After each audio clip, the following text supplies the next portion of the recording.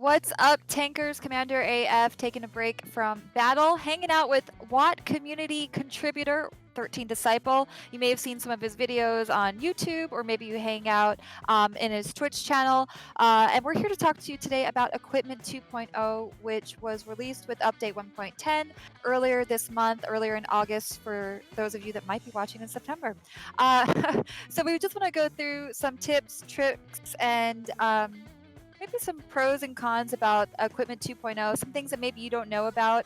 Before we jump into all of that, 13, do you want to say hi to everyone? Yeah. Hey guys, I'm 13Disciple, self-proclaimed game mechanics expert and Watt coach. I reached out to our friendly wargaming video team to see if we could do a video on Equipment 2.0 because I think there's some things that the community should be aware of because I know there's a little bit of discomfort with the new UI and some of the changes that happened. So I'm here to try and give you some tips on to better your experience with update 1.10. And before we get into all of that, I know 13Disciple, you had a question for me. It's a question that I hear often. We're gonna tell you the answer, actually, guys. I know a lot of you have been wondering, what does Commander AF stand for? Stay tuned to the end of the video because I have that answer. So that's your teaser. Yeah, we've gotten really tight over the short amount of time that we've been discussing Equipment 2.0. Yep. All right. Should we get into it? Yeah, let's get into it. So before we jump into the tips, maybe we could just give some quick background on how Equipment 2.0 came about. Some of the motivations for the devs will have included making it a little bit more versatile, making the playing ground a little bit more versatile so that you could build out custom loadouts that really suited your play style, so that everyone wasn't constantly playing with the golden rule, the set loadout that traditionally before Equipment 2.0 people would go into battle with. So now there's more opportunities for you to kind of build out your loadout and make it a little bit more competitive and maybe a little easier for newer players to get in the game. In doing so, they also tested out Equipment 2.0 before it was released with the update 1.10. So we had the 2 sandbox test servers. Those are where players from around the community can sign up and download the sandbox server and test out Equipment 2.0 before really anyone else has a chance to, and share their feedback and let the developers at World of Tanks know how they feel about some of the changes, what they think should be changing, what they think is working, what isn't working. And then from there, we had a couple of common tests. So I think we had about 3 over the several weeks leading up to the release of Update 1.10. And then when Update 1.10 dropped in early August, that's when we saw Equipment 2.0. So there was a lot of thought and preparation that has gone into it. There was a lot of feedback and back and forth between players. And I think that conversation is continuing based off what we're seeing around the community. So if you have feedback about Equipment 2.0, don't hold your tongue. Share it with us. We've got forums, we've got Discord, Reddit. There are all sorts of channels for you to communicate with us on your thoughts about Equipment 2.0, because who knows, maybe in the next update we may make the change that you're hoping to see. With that being said, yes, 13Disciple, you did reach out to us with a really big pro tip, a really big benefit of Equipment 2.0 that might not be obvious to the regular player. I certainly was very impressed to hear this. So I'm going to let you take it away and you could talk about our first tip. Sure. Thanks, Commander. So one of the things you guys might notice as you get into your garages, you'll see on some of the lower tier vehicles, you'll have a piece of equipment with this little arrow on it. What this means is that the equipment that's on this vehicle got upgraded in the patch, meaning this vehicle actually uses a lower tier version of the equipment that you have on the vehicle. So what this means is that once the next patch rolls out, whenever that is, this piece of equipment will be automatically demounted from the vehicle. However, you can prepare for that inevitability before that happens. So let's look at this. So here on my Easy 8, I have a vertical stabilizer which got upgraded. So the current vertical stabilizer is 200,000 credits, and the one that is on here is the class 1, which is 600,000 credits. So instead of just forcing this piece of equipment into the lower tier category, you would have lost credits in that. If you think about it, you paid full price for this vertical stabilizer, and if the update had put it as vertical stabilizer Mark II, class 2, you would have lost credits because this is now a lot cheaper to buy.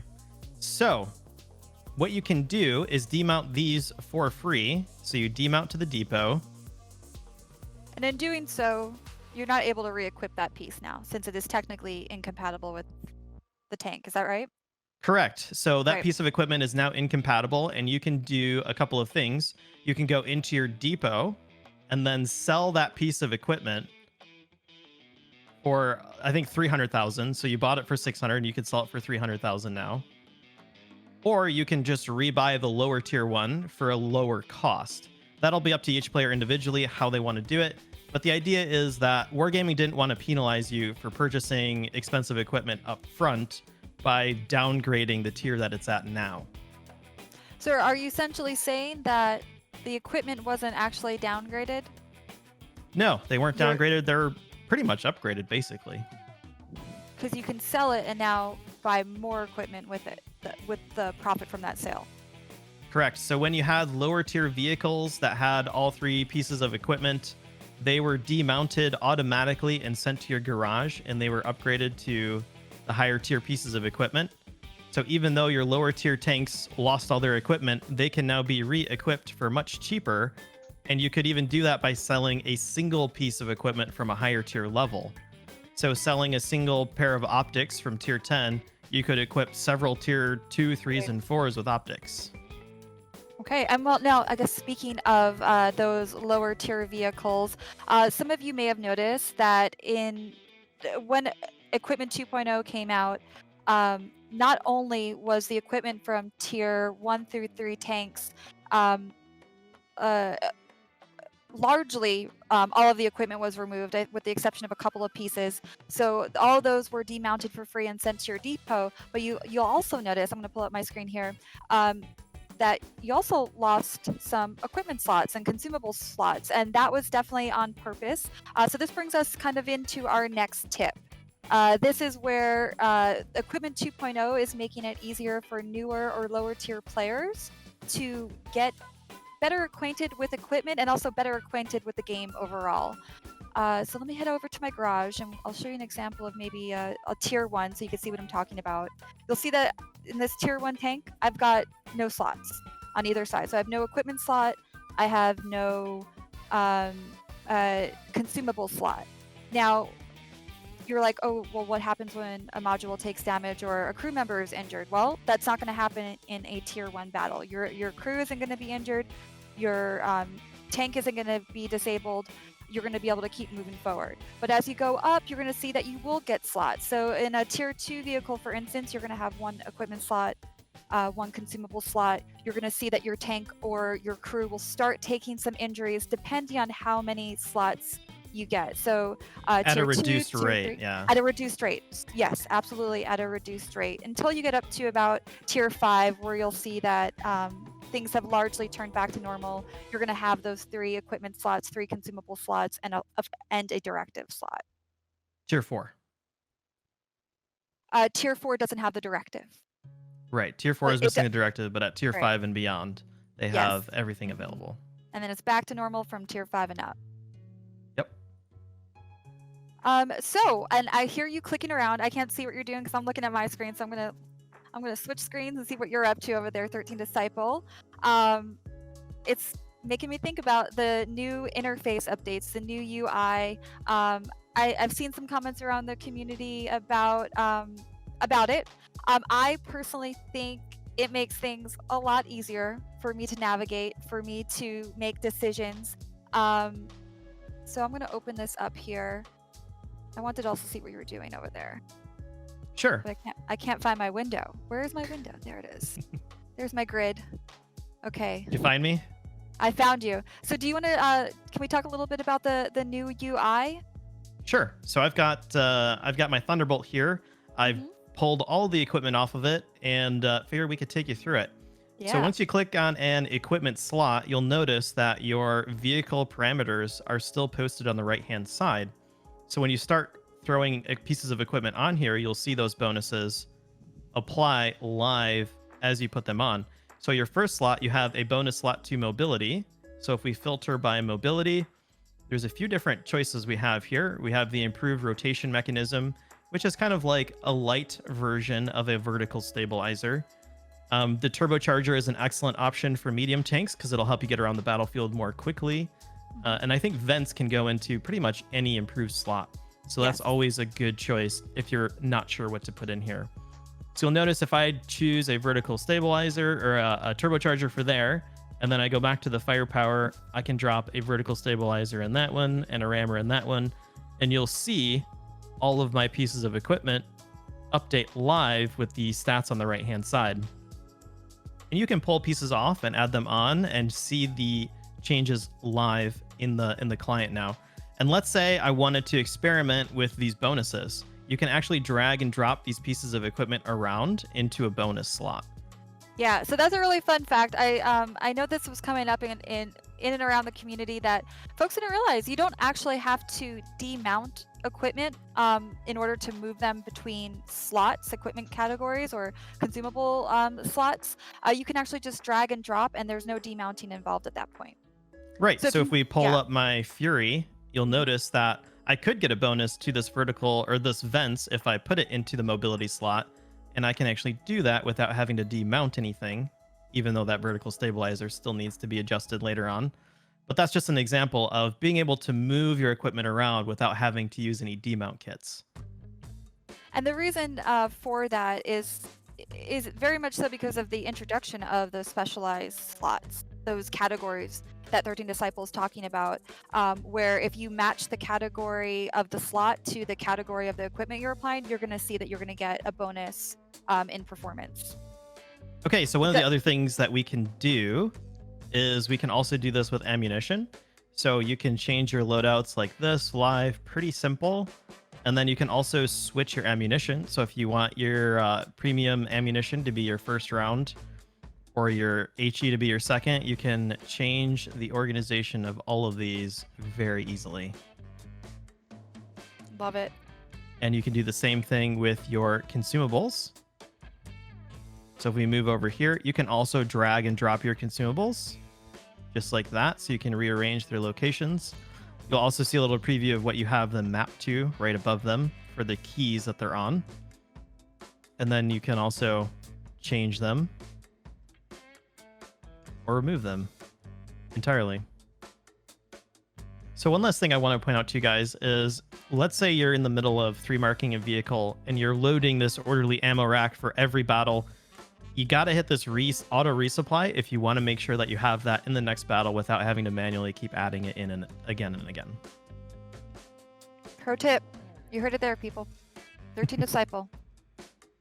Alrighty, and then we've got one more bit of knowledge. I don't know how much, if it's a tip, so to speak, but with Equipment 2.0, I mean, we've got a new number of slots, we've got new equipment categories, and of course we have some new equipment, which is going to give you the chance to really build out really niche loadouts that, like I said earlier, just really can support the playstyle that you're going for. And throughout Reddit, throughout YouTube, you know, we've got a lot of contributors out there that are putting together some really unique builds with all sorts of equipment. We've seen the Zoom Turtle from Quickie Baby, the Unstoppable Mouse from Des Games, Hodor, Night One Rider. They're all putting out some really cool stuff in the community. So if you haven't seen some of those niche builds, you should check them out. But for maybe the free-to-play player, someone who's just kind of getting acquainted with equipment, or at least a new equipment system, I was hoping 13Disciple that we could talk a little bit about some basic builds that maybe could be your go-to build for now until you start exploring some of the new equipment. Sure. Yeah, absolutely. So I would say for most medium tanks, an ideal loadout would probably be the gun rammer. Vertical stabilizer, if you can mount that. That's limited on lower tiers, but most higher tier mediums, you'll be able to put that on. And then for the boosted slot, I would highly recommend turbocharger or vents. Those are both two good options that you could put into the boosted slot. If you can't run the vertical stabilizer, in the boosted slot, I would absolutely consider putting in the improved rotation mechanism, because that is going to be an act like a vertical stabilizer while also giving you some good bonuses to your rotation and traverse speed. So one of the other comments that I got a question about was, when do I use the improved aiming mechanism?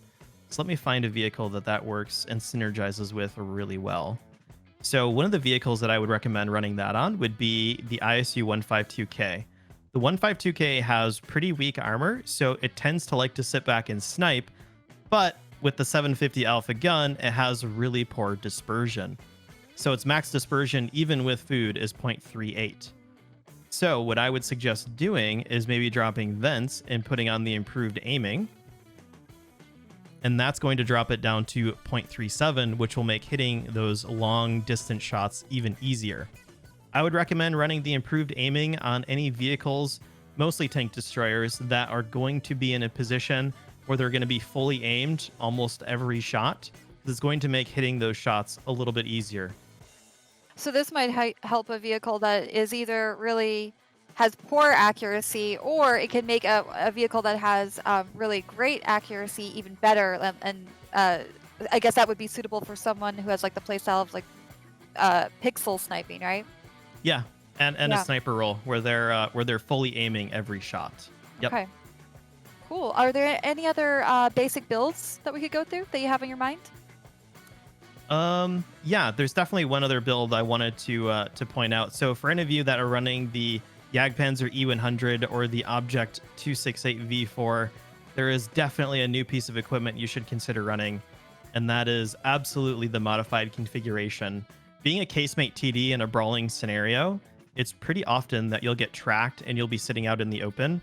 And one of the benefits that you'll have with the modified configuration is a massive improvement to repair speed. So if you're tracked in the open, you become very, very vulnerable. Whereas the Object 268 V4 benefits greatly from being able to rock back and forth, even in vulnerable positions. That helps keep its weak spot, which is the viewport on the top of the vehicle, in motion, which makes it very difficult to hit, even with targets that are very, very close to you. So the modified configuration is going to keep you mobile for longer. And that is something I'd recommend on almost any casemate TD where you're going to be up front and brawling enemies. Awesome. Okay. Oh my gosh. Before you get started, my foot fell asleep. I need to wake it up. Try coffee. I just pour it right on. All right, pro tip. Another pro tip, people. Okay. All right, I'm good. You may go. All right. One of the new loadout changes that I highly recommend you consider, and I hesitate to even show this to you guys, it is the improved rotation mechanism for artillery. Ooh. So what you'll notice is Artie has never had the opportunity to put vertical stabilizer on, which means that when they rotate their platforms, when they move around the map, they have massive dispersion penalties. What the improved rotation mechanism is going to provide you is that it's going to reduce the dispersion penalties when you're moving your gun around. And that means being able to aim in faster, and it'll be easier to lead opponents that are driving at relatively low speeds. So I would highly recommend, if you're running a gun laying drive on artillery, I suggest dropping the gun laying drive and putting on improved rotation mechanism to maximize your ability to hit those targets that are on the move, or if you're changing targets, it'll be even faster and easier to do it with the improved rotation mechanism. Awesome. I shouldn't have said that. We can cut that still, right? Oh no, it's going in there. It's going in there. 13Disciple loves artillery. Oh, it's dirty even saying it. Alrighty, well there you have it, everyone. Commander AF and 13Disciple chatted about Equipment 2.0. We really hope that you learned some new tips, tricks, and just general new loadouts for how to make the most out of Equipment 2.0. I'm dying to know what you guys are experimenting with out there. So put into the comments what is some of the most unique loadouts, the most unique builds that you're finding the most success with in game in the comments below. 13 and I want to know what you guys are working with. And before we sign off, 13Disciple, share with everyone in the World of Tanks community what you've got going on and where they can find out more from you. Absolutely. Thanks. So I just put out a video that describes how to bush snipe in 3 minutes. So in the description below, you'll see a link to that and the rest of the videos on the channel. A lot of my content is focused on teaching you guys how to get a little bit better at World of Tanks. So if you like that kind of stuff, head over there. Again, I am a self-proclaimed game mechanics expert, so if you guys have any questions relating to Equipment 2.0 or anything else with World of Tanks, you can always find me live on Twitch every Tuesday, Thursday, and Friday in the evenings. And before I let you go, Commander AF, we have to tell our faithful viewers here what AF stands for. All right. Commander AF stands for Armored Fax Machine, No. Astronaut Farmer, Nope. Ant Photographer, That doesn't even start with F. Ancient Flatulence, That stinks. No way. Animal Fiduciary, Nope. Auditory Fiasco, Nope. Apricot Fascist, No. No, not at all. Airplane Food, Ooh. Good or bad, but no. Angry Flamingo, No, but I will tell you what Commander AF stands for. You ready? yes, lay it on me. I want to know. All right, drum roll. Commander AF stands for Commander, Commander,